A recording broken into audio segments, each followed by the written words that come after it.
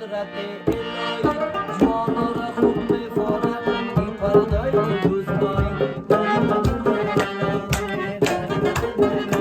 از همون جا خیلی باز باشه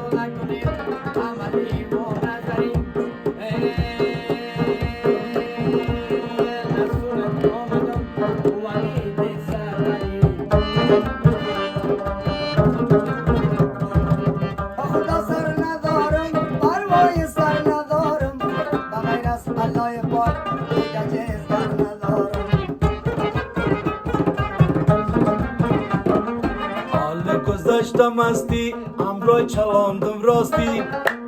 و کوبند تکمره به پدر جانم مستی والا سر کل رفتارم است بیبی چی گفتارم است شعر و فدی افغانان دوست وفادارم است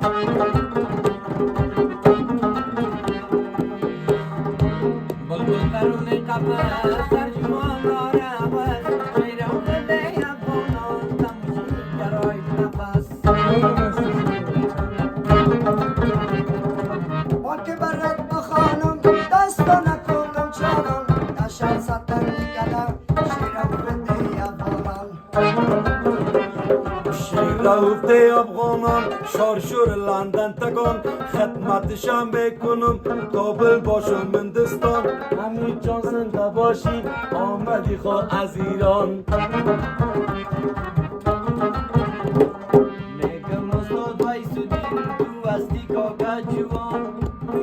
بان که برد بخانم مثل جای دی افغانان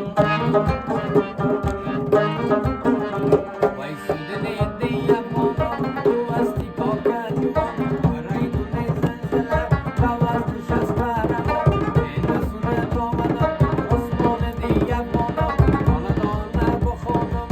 گل بگیری و داستان گوش کن قیس بلغاری مفلک بخشنان دوره اینترنت است زمان کامپیوتر جگم کمان ویسودین هم زدنی هم جزگر وایسودین پهلوان